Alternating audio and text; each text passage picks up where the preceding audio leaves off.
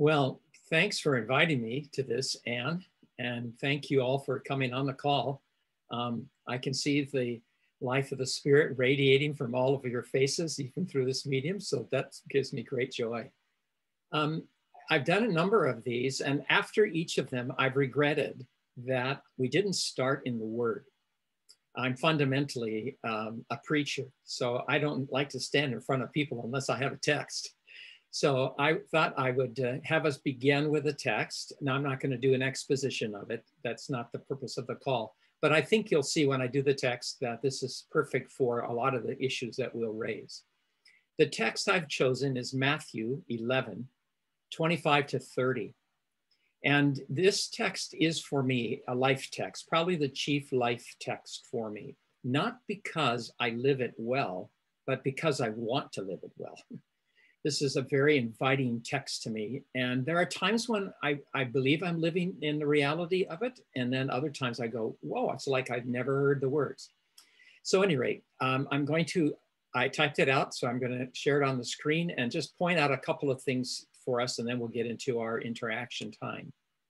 So let's see, Matthew 11, 25 through 30. And you know this text well. It's important that it begins here at verse 25 and not at verse 28. You know the part, come to me all who are weary. But the way Matthew's put it together involves us starting up here. At that time, Jesus answered and said, I praise you, O Father, Lord of heaven and earth, that you have hidden these things from the wise and intelligent and revealed them to babes. Yes, Father, for thus it was well-pleasing in your sight. All things have been handed over to me by my Father. No one knows the Son except the Father, nor does anyone know the Father except the Son, and anyone to whom the Son wills to reveal him, the Father. Then Jesus, he starts to speak to us here, but definitely addresses us here now. Come to me, all who are weary and are overburdened, and I will give you rest. Take my yoke upon you and learn from me, for I am gentle and humble in heart, and you will find rest for your souls. For my yoke is easy, and my burden is light. Well, there's just so much that we could say about this. Let me just point out a couple of things. Come. I once saw a poster that said Jesus' favorite word is come. And when you read the four Gospels, you see that that's pretty close to the mark. Come. He will say go, and he'll say abide, and other kinds of things, but fundamentally come. To me, his invitation is to himself, not even to the kingdom, not even to ministry, not even to the church, but to me. And then all those other things spill out from that. All who are weary and overburdened. Now, literally, it is overburdened yourselves. If you know Greek, the verbs in the Greek have three voices. There's the active, the passive, and the middle. The active voice would be I wash. The passive voice, I am washed. The middle voice is I wash myself. So this overburdened is overburdened yourselves. So he's inviting those who are weary, and I think he's using this word in a general sense, people who are weary of life in a broken world, and then those who are weary because of their own choices. They've overburdened themselves. Now, you probably don't fit in that category, but I relate to this very much. Both weary and having overburdened myself.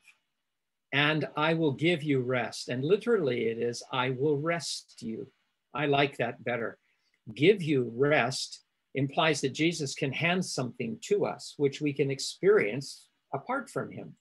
He could give us this gift and we'd walk off and do something else. And he's saying, no, the rest is not experienced apart from me. As you come to me and enter into relationship with me, I'm going to do something. I'm going to be the rest giver. And we could say a lot about that. How are we going to experience that rest? Take my yoke upon you.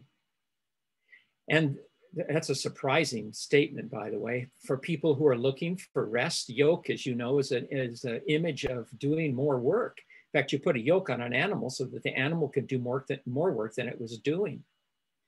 My yoke, take my yoke upon you. My yoke is easy, my burden is light. Now, the big exegetical question that we have to resolve as we teach this is, what does he mean by my yoke? And notice that he uses this pronoun, my yoke. I think that means it's something he himself wears.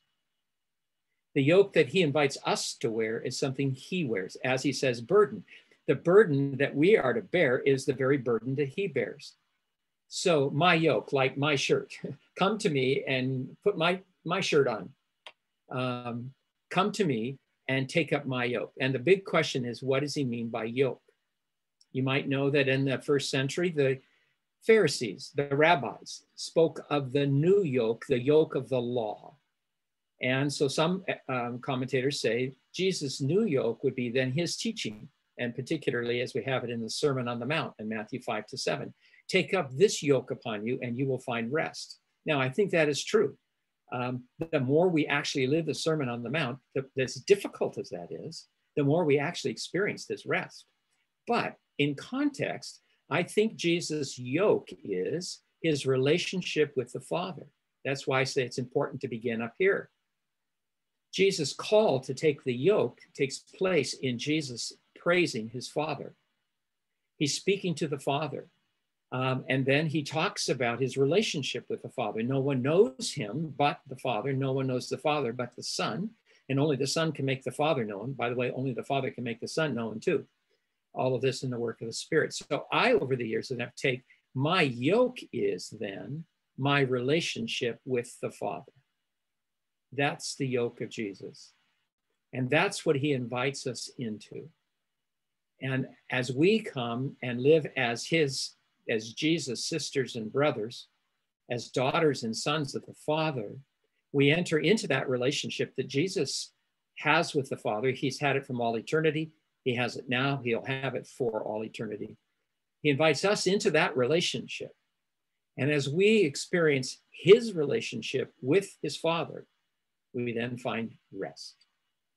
That tells me that when I get over weary and overburdened, it means I've slipped out from under this yoke and tried to find my rest in everything else but the one place I'm going to find it, in resting in Jesus' relationship with his Father.